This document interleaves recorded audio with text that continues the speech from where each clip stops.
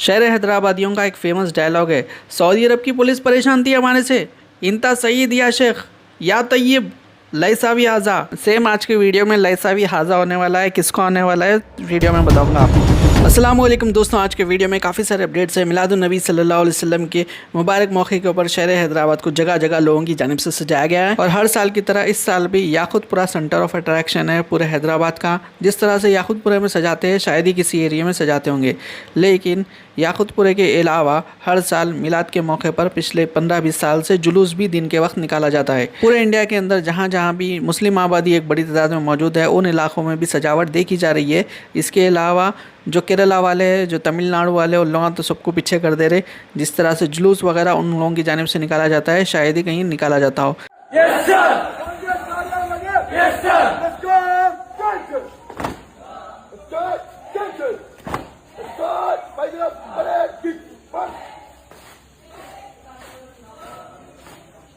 go.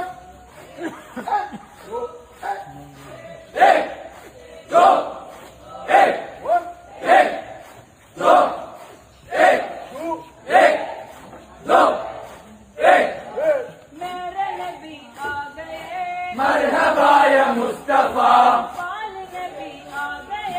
मरहबा या मुस्तफा, मरहबा या मुस्तफा,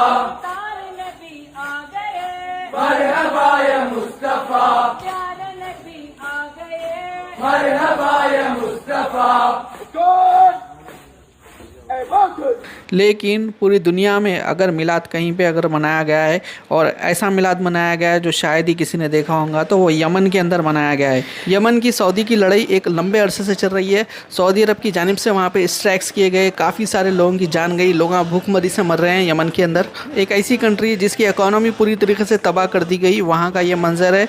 ईद मिलादुन नबी सल्लल्लाहु अलैहि वसल्लम सेलिब्रेट किया है यमनियों ने। ये जो मिडिल ईस्ट में मुसलमान है, दो फिरकों में बटे हुए, एक ईरान को सपोर्ट करने वाले, एक सऊदी अरब को सपोर्ट करने वाले।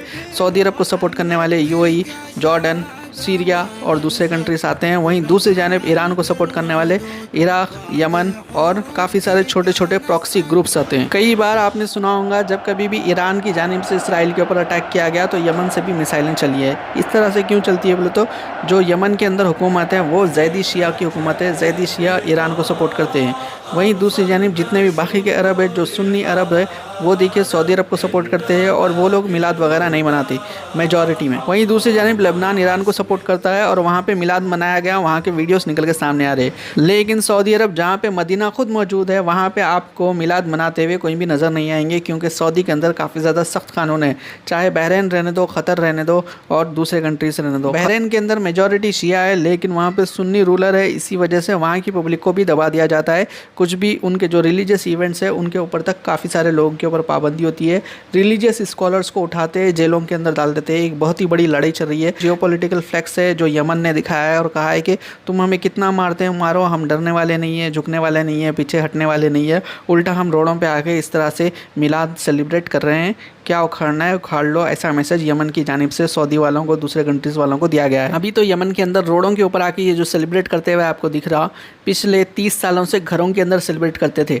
2014 में जब हुतियों की हुकूमत आई यहाँ पे, उसके बाद ही ये लोग रोड पे आके सेलिब्रेट कर रहे हैं। जब इन लोगों की हुकूमत नहीं थी, इन लोगों के नौजवानों को उठा लिया जाता था, जेलों के अंदर डाल दिया जाता था। इनकी कम्युनिटी के जो स्कॉलर्स है उन लोगों को लेके जाके तक टॉर्चर किया जाता था। यहाँ तक कि नमाज तक इन लोगों को छुप के पढ़ना पड़ता था अपनी आइडेंटिटी छुपाने के लिए, क्योंकि नमाज का तरीका थोड़ा सा अलग होता है। इस वजह से यमन एक ऐसी कंट्री है जिसके ऊपर जुल्म होता है लेकिन कोई आवाज़ नहीं उठाता। एटलीस्ट लोग देखिए फ़लस्तीन या फिर दूसरे कंट्रीज़ के लिए, सीरिया के लिए आवाज़ उठाते हैं, यमन के लिए आवाज़ उठाने वाले तक नहीं है। वहाँ पे लोग भूखे मरते हैं। यहाँ तक कि यमन के लड़कियों की हालत ये हो चुकी है कि शादी करने के वास्ते किसी आदमी से शादी करे बोले तो उन्हें दिन में एक टाइम का खाने का इंतज़ाम तक नहीं कर सकता। वहाँ पे जॉब ही नहीं है लोगों के वास्ते।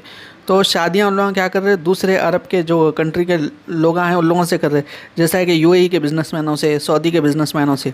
तो बच्ची शादी तो कर ले रही उन लोगों से, अब ये सोच रहे कि बच्चियाँ हमारी ज़िंदगी अच्छी हो जाती बोल के और जाके हम वहाँ पे सऊदी में बस जाएंगे, दूसरी कंट्री में बस जाएंगे। लेकिन उन्हें आ रहा रहता है 1 महीना, उसके बाद में गायब हो जाता है। और जिस तरह से पहले हैदराबाद के अंदर हुआ करता था, यहाँ के बच्चियों को शादियाँ कर लेके शेखना चल जाते थे, उस तरह का किस्सा सेम यमन के अंदर अभी रिपीट किया जा रहा है। यमनी लड़कियों की ज़िंदगी किस तरह से लोग खेल रहे हैं, आप इन्फॉर्मेशन सुनेंगे तो हैरान हो जाएंगे। अगर आप लोग चाहेंगे तो एक डेडिकेटेड वीडियो बनाकर डालूंगा। और ये ड्रोन शॉट्स और जो मैसिव क्रॉड के ये वीडियोस सिर्फ यमन के आम लोगों के लिए नहीं है, ये दुनिया के लोगों के वास्ते, खासकर मुसलमानों के वास्ते भी नहीं है, बल्कि कैलकुलेटेड मैसेज है। यूएसए, सऊदी अरेबिया, इसराइल और जितने भी उनके अलाइज है, तो देखो हमारे नंबर को, देखो हमारी यूनिटी को, देखो आप हमारे ऊपर बम तो डाल सकते हैं, हमारे लोगों को मार तो सकते हैं, लेकिन अगर जहाँ तक साइकोलॉजिकल वॉरफेयर की बात आती है तो हम पीछे हटने वालों में से नहीं है।